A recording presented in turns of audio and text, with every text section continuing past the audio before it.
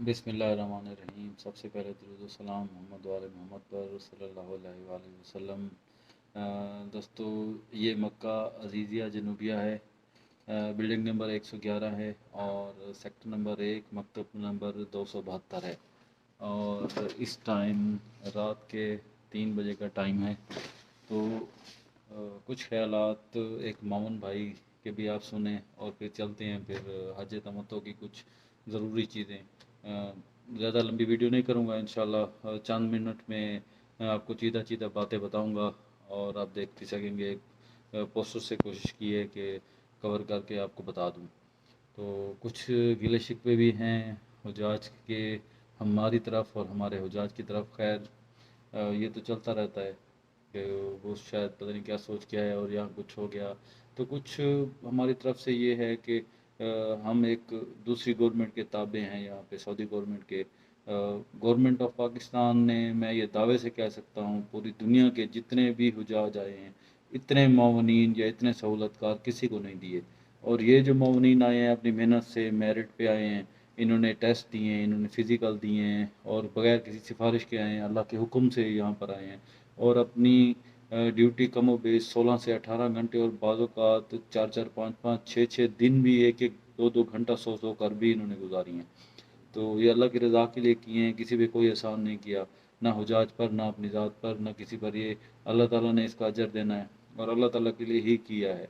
तो इसमें मुआवजा भी मैं नहीं कहता कि इतना मुआवजे की बात है। दूसरी बात ये है कि हज मिलता है, ये सहूलत है हमें। हम ये सोच कर रहे हैं कि अल्लाह ताला के मेहमानों की खिदमत के लिए जा रहे हैं और अपनी पूरी कोशिश से हमतन गोश होकर कर भी रहे हैं। तो ये बातें चलती रहेंगी साथ साथ। अभी मैं ज़रा हज तमत्तो के वाजिबात बता देता हूँ, तो साथ है, ये आए चलते हैं। अच्छा, ये जो मैप था ये तो मैंने तकरीबन दिखाया था। इसमें ये मकातिब और ये सारा कुछ इसमें थोड़ा सा मैंने कोशिश की है कि बता दूं। एक तो दोबारा दिखा देता हूं कि ये ट्रेन की पटरी है और ये जो ग्रीन में नज़र आ रहे हैं जिस तरह ये सारे पाकिस्तानी मकातिब हैं।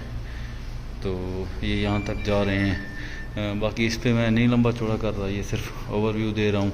तो आते हैं जी इस तरफ वाजबात की तरफ। ये बेसिकली एक इश्तिहार लगा हुआ था हमारी बिल्डिंग में एक ग्रुप का।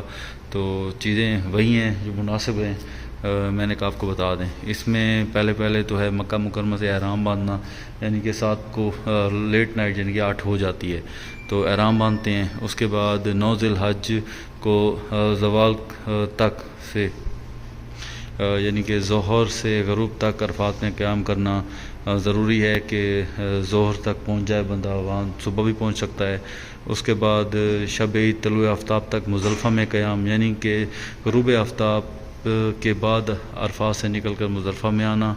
और अलबत्ता ख़वातीन, बूढ़े और बीमार रात को कुछ देर ठहर कर रवाना हो सकते हैं, ये बताया गया है।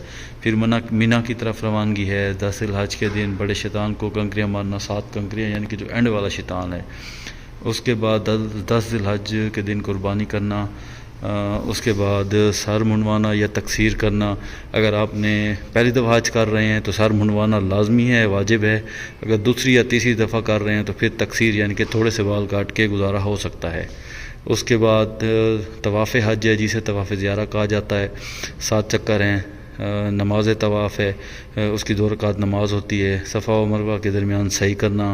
तवाफ़ुन निसा, यानी कि इस तवाफ़ के बाद सही करने के बाद एक दूसरा तवाफ़ुन निसा भी 7 चक्कर होते हैं और उसकी नमाज भी होती है। ये हज तमत्तो का हिस्सा है। 11 और 12 ज़िल हज की रात मिना में ठहरना। 11-12 ज़िल हज को रात के वक्त तीनों शैतानों को 11-12 ज़िल हज को दिन के वक्त तीनों शैतानों को कंकरियाँ मारना। बेहतर यही है कि कंकरियाँ सुबह के टाइम मारी जाएं। कुछ मसालिक में वो समझते हैं कि ज़वाल के बाद मारी जाएं और कुछ कहते हैं कि फजर में मारी जाएं या ज़वाल से यानी कि ज़ोहरैन से पहले मारी जाएं। ये चीज़ें बातें मैंने बताई हैं, लंबी चौड़ी नहीं है। बाकी डिटेल अगर कहेंगे तो वो भी मेरे पास है, आपको इंशाल्लाह दे सकता हूँ। अभी तक के लिए इतना ही, मिलते हैं एक अगली वीडियो में। और आप दोस्तों ने अभी तक मेरा चैनल अभी शेयर नहीं किया, सब्सक्राइब नहीं किया, लाइक नहीं किया तो काइंडली शेयर करें, लाइक करें, सब्सक्राइब करें और मुझे सपोर्ट करें تاکہ میں اس کے بعد بھی اس طرح کی انفارمیٹیو ویڈیوز بناتا رہوں. شکریہ. خدا حافظ.